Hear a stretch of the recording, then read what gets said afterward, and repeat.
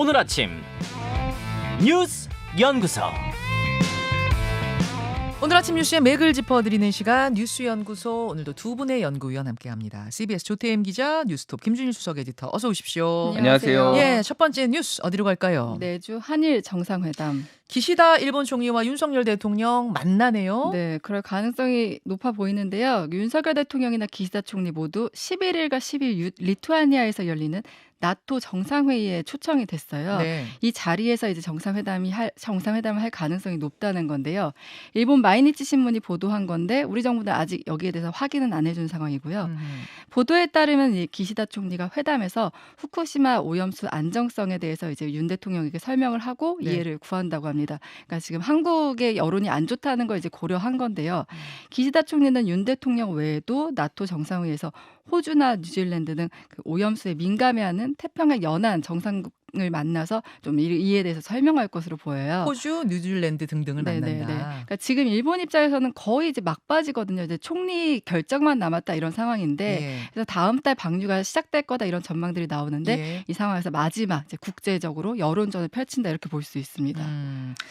IAEA 결과 보고서 최종 보고서 나온 후에 어제 우리 정부 존중한다는 입장을 냈어요. 네, 그러니까 IAEA가 국제적으로 권위 있는 기관이기 때문에 존중한다 했는데 뭐 보고서에 대해서 옳다 그르다 이런 판단은 안 했어요. 그러니까 한국원자력안전기술원이 지금 2년 동안 오염수에 대해서 검토를 했고 이제 막판 작업 중인데 네. 이게 곧 발표가 된다고 해서 이때 IAEA 보고서 심층 분석 내용도 함께 발표할 것이다 이렇게 말했습니다. 예, 어제 하루 종일 여야는 모두 여론전, 총력전 기울이는 분위기였죠. 네, 그러니까 양쪽 모두 밀리면 안 된다 이런 분위기인데 우선 국민의힘 민주당을 향해서 이제 괴담 정치, 선동 정치라는 점을 부각하고 있어요. 그런 차원에서 뭐 차라리 똥을 먹겠다고 발언한 임종성 의원이나 국회 본회의장에서 그 여행 계획 문자 주고받은 김영주 부의장이나 뭐 이재명 대표에 대해서 징계안을 국회 윤리위에 제출을 했고요.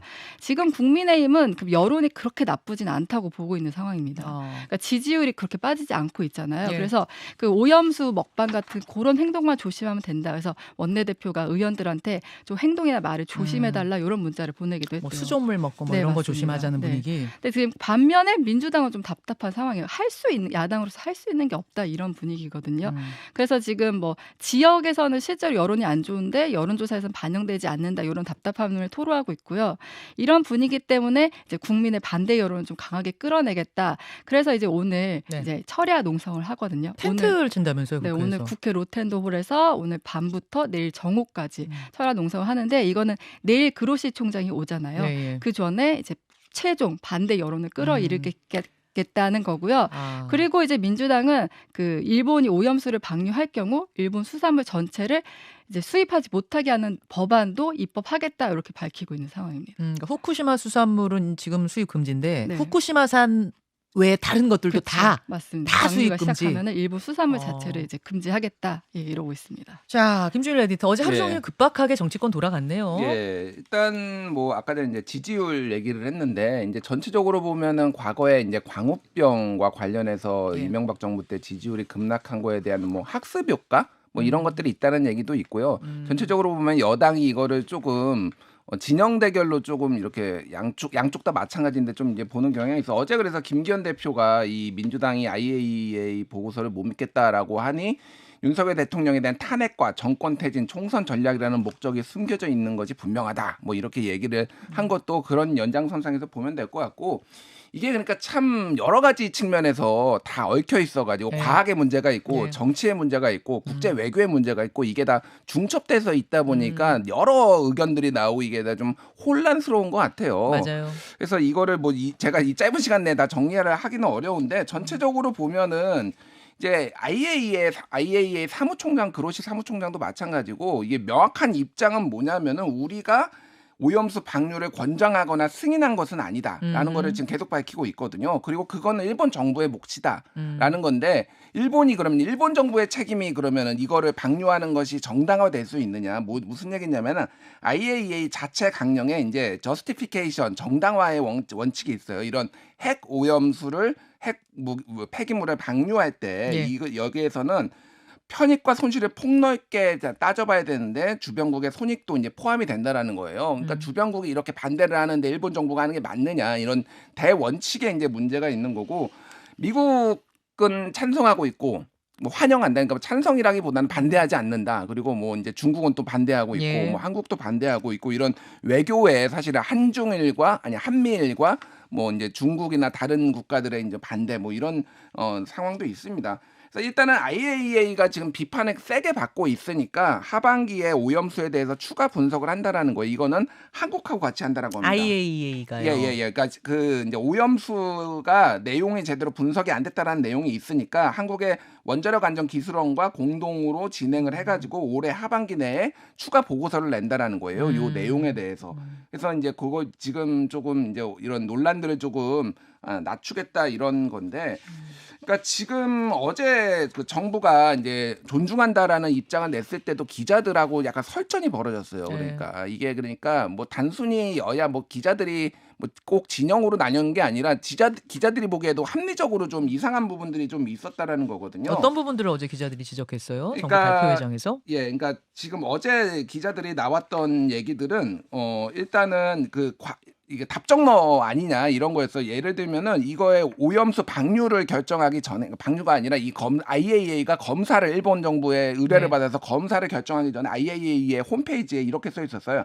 IAEA ready to support Japan on 후쿠시마 water disposal. 그래가지고 이민가 우리는 너희들을 지지할 준비가 돼야 돼.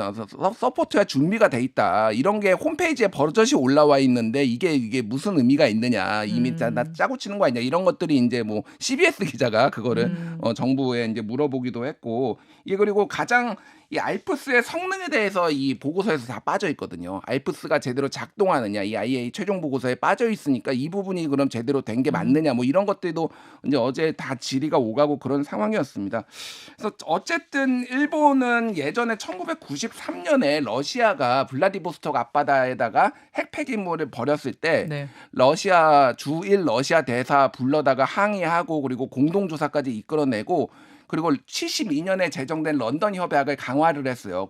일본이 주도해서 강화를 해가지고 핵 폐기물은 절대 버리면 안 된다. 이런 식으로 강화를 해놨는데 본인들은 한국이나 뭐 주변국들의 공동조사도 거부하고 있고 본인들이 버리고 있고 이런 좀 기본적인 신의성실의 원칙에 위반된다 이런 비판도 지금 많이 나오고 있습니다. 자, 이런 상황 속에서 한일 간의 정상들이 또 한 번 만남을 가지고 거기선 또 어떤 이야기들이 오갈지 그래서 더 주목이 되고 있는 상황이라는 거 정리를 좀 해드리고요. 어제 그런 얘기 했었잖아요. 어제 저희 여야 인터뷰를 다 했거든요. 근데 논란의 끝이 아니라 시작이겠구나 이런 얘기를 하면서 마무리했는데 아니나 다를까 어제 하루 종일 논란이 굉장히 뜨거웠다는 거 전해드립니다. 다음으로 가죠. 네, KBS 수신료 분리징수. 어제 방통위에서 KBS 수신료를 전기요금에서 따로 떼어 징수하는 그러니까 여러분 수신료가 없어지는 건 아니에요. 다만 전기요금에 넣어서 징수하는 게 아니라 따로 KBS 수신료 이렇게 징수하는 시행령 개정안이 통과됐습니다. 네, 그러니까 대통령실 권고 한 달 만에 시행령이 개정된 건데 방통위는 어제 전체 회의를 열어서 방송법 시행령 개정안을 의결했습니다. 근데 여기에 상임위원 3명 중에 야당 측 의원 김현 위원이 빠진 상태에서 2명의 찬성으로 이제 결정이 된 거예요. 그래서 이렇게 되면 이제 개정안은 국무회의 의결 그리고 대통령 제가 거치고 이제 공포하면 이후에 이제 바로 시행이 되는 겁니다. 시행령이니까. 네. 근데 이제 시행이 당장 다음 달부터 이뤄질지는 좀 봐야 할 것 같은데 한국전력과 KBS가 그 징수 계약을 맺은 게 있는데 그게 내년 말까지예요. 그래서 이 계약에 따라서 협의를 거쳐야 되기 때문에 이게 뭐 좀 이 부분은 언제 시행될지 좀 지켜봐야 될 것으로 보입니다. 야당은 당연히 방송 장악이다 반발하고 있고요. 그러니까 절차상 문제가 있다고 보고 있습니다. 그러니까 시행령 개정을 위해서는 입법 예고 기간이 행정절차법상 40일로 돼 있는데 이번엔 단 10일에 불과했다는 지적이 나오고요. 그리고 한전이 통합징수를 통해서 지금까지 아꼈던 징수 비용이 늘어날 수 있다. 이 부분은 왜 그런 거예요? 거들어 다니기 때문에. 그렇죠. 일일이 거들어 다니기 때문에. 통합징수를 했던 게 그런 비용 절감 차원도 있었는데 그게 분리가 되기 때문에 그렇고요. 또 수신료를 안 내도 되는 건 아닌데 이게 마치 수신료를 안 내도 되는 것처럼 오해를 불러일으킬 수 있다 이런 지적을 하고 있습니다.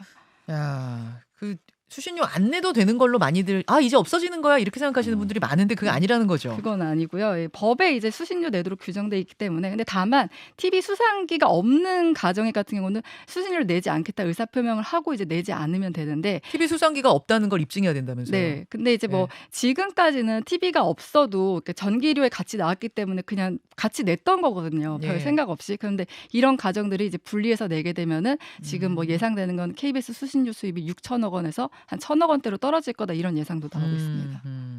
이런 가운데 유인촌 전 문화부 장관이 문화특보로 임명된다 이런 얘기 나왔어요. 네, 문화특보가 장관급이래요. 그러니까 문화특보직은 이제 신설되는 자리인데 문화예술 정책과 관련해 윤 대통령에게 조언을 하는 역할인데 이렇게 되면은 뭐 유인촌 씨 같은 경우 MB 정부 당시 문체부 장관이었잖아요. 그래서 MB맨들이 또 다시 이제 기환했다 이런 얘기가 나오는데 지금 김대계 대통령 비서실장이 당시 문체부 2차관으로 함께 일하기도 했다고 하거든요. 그때 유인촌, 김대기. 네네. 또 거기다가 지금 특보가 이동관 특보도 있잖아요. 지금 현 정권에서 특보가 단 2명인데 이동관 특보와 유인촌 특보가 되는 겁니다. 특별 보좌관의 줄임말이죠. 네, 특보란 특별히 대통령을 보좌한다. 한 사람이 이동관, 한 사람이 유인촌.